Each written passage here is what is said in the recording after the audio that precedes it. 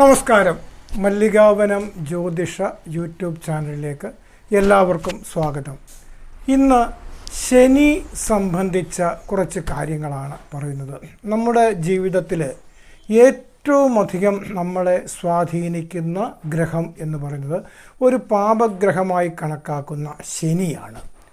ഒരു വ്യക്തിയുടെ ജീവിതത്തിൽ ശനിക്ക് അസാമാന്യമായ സ്വാധീനമുണ്ട്. അതായത് ശനിദശാകാലം എന്ന് പറയുന്നത് തന്നെ 19 വർഷമാണ്. ആ 19 വർഷം നമുക്ക് പൂർണ്ണമായിട്ട് ലഭിക്കണമെന്നില്ല.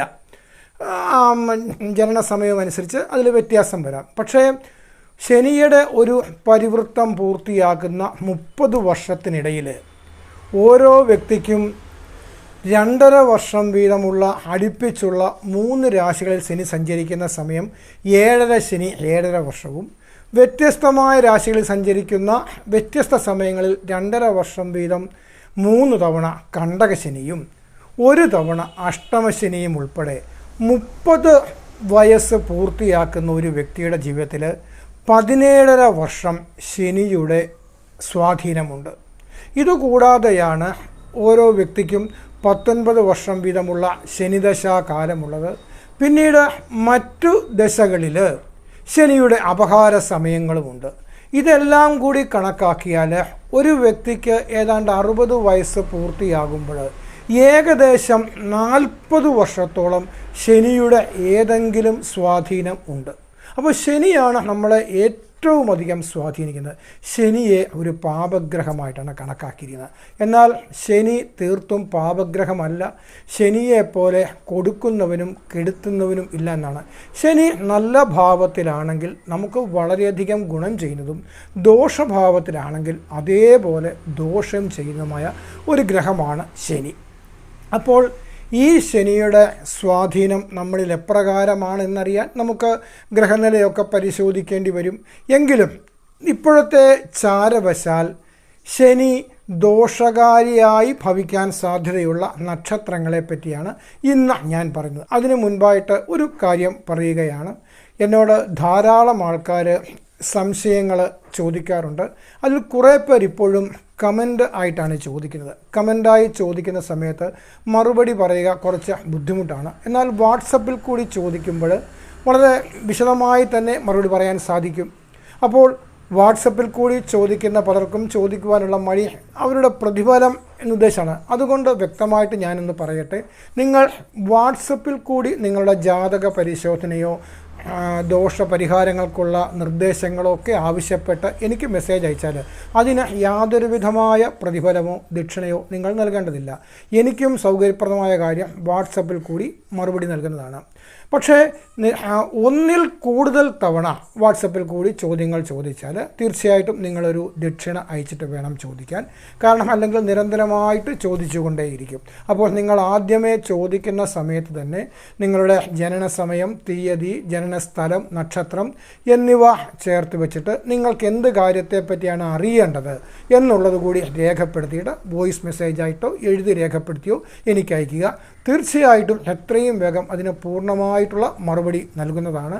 നിങ്ങൾക്കറിയേണ്ട വിവരങ്ങൾ ആദ്യമേ തന്നെ മുഴുവൻ ചോദിച്ചു കഴിഞ്ഞാൽ നിങ്ങൾക്ക് യാതൊരുവിധ ധനനഷ്ടവും ഉണ്ടാകാതെ ഏറ്റവും ലളിതമായ പരിഹാരങ്ങളും നിങ്ങൾക്ക് പറഞ്ഞു നൽകുന്നതാണ്. പക്ഷേ ഒന്നിൽ കൂടുതൽ തവണ ചോദിക്കുമ്പോൾ തീർച്ചയായിട്ടും നിങ്ങൾ ഒരു ദക്ഷിണ അയച്ചിട്ട് വേണം ചോദിക്കാൻ. അതേപോലെ കബഡി പ്രശ്നം നടത്തുന്നതിനും നിങ്ങളൊരു ദക്ഷിണ അയച്ചാൽ ആ കബഡി പ്രശ്നം പൂർണ്ണമാവുകയുള്ളൂ. അങ്ങനെ ദക്ഷിണ അയക്കാൻ ആഗ്രഹിക്കുന്നവർക്കായിട്ട് ഞാൻ ദക്ഷിണ അയക്കേണ്ട ബാങ്ക് വിവരങ്ങൾ ഡിസ്ക്രിപ്ഷനിൽ കൊടുക്കുന്നതാണ്. അപ്പോൾ വാട്സപ്പിൽ കൂടി ചോദിക്കുവാൻ നിങ്ങൾ മടിക്കേണ്ടതില്ല. നിങ്ങൾ ആദ്യത്തെ തവണ ചോദിക്കുന്നതിന് യാതൊരു പ്രതിഫലവും തരേണ്ടതില്ല. അതുകൊണ്ട് കമൻ്റായിട്ട് വ്യക്തിപരമായ സംശയങ്ങൾ ചോദിക്കാതിരിക്കുക, വാട്സപ്പിൽ കൂടി ചോദിക്കുക. അപ്പോൾ ഇപ്പോൾ ശനിയുടെ ദോഷം ഏറ്റവും കൂടുതൽ സ്വാധീനിക്കുന്ന നക്ഷത്രങ്ങൾ എന്ന് പറയുന്നത് കാർത്തിക നക്ഷത്രത്തിൻ്റെ അവസാന 3 പാദങ്ങൾ, 1-ാം പാദം ഒഴിച്ചുള്ള അവസാന 3 പാദങ്ങളും, രോഹിണി നക്ഷത്രവും മകയിരം നക്ഷത്രത്തിൻ്റെ ആദ്യ 2 പാദങ്ങളും, പുണർദം നക്ഷത്രത്തിൻ്റെ ഏറ്റവും അവസാന പാദത്തിൽ ജനിച്ചവരും, പൂയൻ നക്ഷത്രവും ആയില്യം നക്ഷത്രത്തിൽ ജനിച്ചവരും, മകം നക്ഷത്രം, പൂരം നക്ഷത്രം, ഉത്രം നക്ഷത്രത്തിൻ്റെ ആദ്യ പാദത്തിൽ ജനിച്ചവരും, വിശാഖം നക്ഷത്രത്തിൻ്റെ 4-ാമത്തെ പാദത്തിൽ ജനിച്ചവർ, അനിഴം നക്ഷത്രത്തിൽ ജനിച്ചവർ, തൃക്കേട്ട നക്ഷത്രത്തിൽ ജനിച്ചവർ, അതേപോലെ തന്നെ അവിട്ടം നക്ഷത്രത്തിൻ്റെ അവസാന 2 പാദങ്ങൾ, ചതയം നക്ഷത്രം, പൂരുരുട നക്ഷത്രത്തിൻ്റെ ആദ്യ 3 പാദങ്ങൾ. ഈ നക്ഷത്രങ്ങളിൽ ജനിച്ചവർക്കാണ് ഇപ്പോൾ ശനി ദോഷകാരിയായിട്ട് അനുഭവപ്പെടുന്നത്. പക്ഷേ ഇതുകൊണ്ട് ഇവർക്ക് ശനി ദോഷകാരിയാകണം എന്നില്ല. കാരണം നിങ്ങളുടെ ഗ്രഹനിലയിൽ ശനി നല്ല ഭാവത്തിലാണെങ്കിൽ, ശനി സ്വക്ഷേത്രത്തിലോ ഉച്ചരാശിയിലോ ശുഭഗ്രഹ യോഗമോ ശുഭഗ്രഹ ദൃഷ്ടിയോ ശുഭമധ്യസ്ഥിതി, ഇങ്ങനെ ശനിക്ക് ഗുണപ്രദമായ കാര്യങ്ങൾ പലതുണ്ടെങ്കിൽ ഈ ശനിയുടെ ദോഷങ്ങൾ ഇല്ലാതാകും. ആ ഗുണമനുസരിച്ച് ദോഷങ്ങൾ കുറയും. നല്ല ഗുണവാനായിട്ടാണ് ശനി നിൽക്കുന്നതെങ്കിൽ നിങ്ങളെ ഈ ദോഷം ബാധിക്കുകയില്ല. അതല്ലാതെ ശനി ദോഷകാരിയായിട്ടാണ് നിൽക്കുന്നതെങ്കിൽ തീർച്ചയായിട്ടും നിങ്ങൾ ശനിദോഷ പരിഹാരങ്ങൾ ചെയ്യണം. അത് ശനി ഗുണവാനായിട്ട് നിൽക്കുന്നവരും ശനിയെ പ്രീതിപ്പെടുന്നത് കൊണ്ട് കൂടുതൽ ഗുണങ്ങൾ ലഭിക്കും. ശനിയെ മാത്രമാണ് ഈശ്വരൻ എന്ന് പറയുന്നത്, മറ്റൊരു ഗ്രഹങ്ങളെയും ഈശ്വരൻ എന്ന് പറയുന്നില്ല, ശനീശ്വരൻ എന്നാണ് പറയുന്നത്. അപ്പോൾ ശനിപ്രീതിക്ക് വേണ്ടിയിട്ട് നമുക്ക് ശിവങ്കല്, ഹനുമാൻ സ്വാമി, ധർമ്മശാസ്താവ് എന്നീ ദേവതകളെയൊക്കെ ഉദ്ദിഷ്ടകരമായ വഴിപാടുകൾ ചെയ്യാം.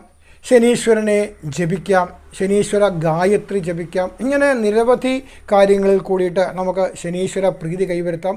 അപ്പോൾ ശനി എന്ന് പറയുന്നത് ഒരു പാപഗ്രഹമാണെങ്കിൽ കൂടി ആ ശനി നല്ല ഭാവത്തിൽ വന്നു കഴിഞ്ഞാൽ അത് തീർച്ചയായിട്ടും ഗുണം ചെയ്യും. അപ്പോൾ ഈ മുൻപ് പറഞ്ഞ നക്ഷത്രക്കാർ കൂടുതൽ ശ്രദ്ധിക്കുക.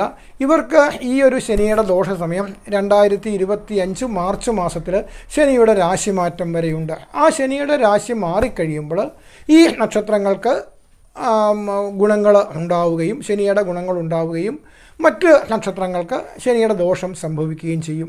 അപ്പോൾ ശനി എന്ന് പറയുന്നത് നമ്മുടെ ജാതകത്തിലെ ഏറ്റവും ശുഭനായ ഗ്രഹം വ്യാഴമാണ് എന്ന് കണക്കാക്കുന്നെങ്കിലും വ്യാഴത്തിനും ശനിക്കും തുല്യ പ്രാധാന്യമാണുള്ളത്. വ്യാഴം ഒരു ശുഭഗ്രഹമാണ്, ശനി ഒരു പാപഗ്രഹമാണ്. പക്ഷേ വ്യാഴം എല്ലായ്പ്പോഴും ഗുണങ്ങൾ നൽകുമെന്നോ ശനി ദോഷം ചെയ്യുമെന്നോ എന്നല്ല അതിനർത്ഥം. മറിച്ച് ആ ഗ്രഹങ്ങളുടെ അതാത് അവസ്ഥകളനുസരിച്ച് നമുക്ക് ഗുണദോഷ സമ്മിശ്രമായിട്ട് ലഭിക്കും. ഇതേപ്പറ്റി നിങ്ങൾക്ക് കൂടുതൽ സംശയങ്ങളുണ്ടെങ്കിൽ, നിങ്ങളുടെ ജാതകത്തിൽ ശനി ദോഷകാരിയാണോ അല്ലയോ എന്നറിയണമെങ്കിൽ, അതേപോലെ എന്തെങ്കിലും പരിഹാരങ്ങൾ നിർദ്ദേശങ്ങൾ തീർച്ചയായിട്ടും നിങ്ങൾക്ക് വാട്സപ്പിൽ കൂടി എന്നോട് ചോദിക്കാവുന്നതാണ്.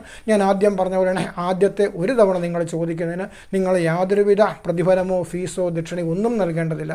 കൂടുതൽ കാര്യങ്ങൾ ചോദിക്കുകയോ കവടി നോക്കേണ്ട അവസ്ഥ ഉണ്ടാവുകയോ ചെയ്താൽ മാത്രമാണ് നിങ്ങൾ ദക്ഷിണ നൽകേണ്ടത്. അപ്പോൾ ഇന്നത്തെ ഈ വീഡിയോ ഇവിടെ ഞാൻ അവസാനിപ്പിക്കുകയാണ്. വീണ്ടും മറ്റൊരു ജ്യോതിഷ വിഷയവുമായി അടുത്ത ദിവസം വീണ്ടും കാണുന്നതുവരെ എല്ലാവർക്കും നന്ദി, നമസ്കാരം. മല്ലികാവനം ജ്യോതിഷ ചാനലിൽ നിന്നും ഹരിലാൽ തിരുവല്ല. ശ്രീവല്ലഭോ രക്ഷതു.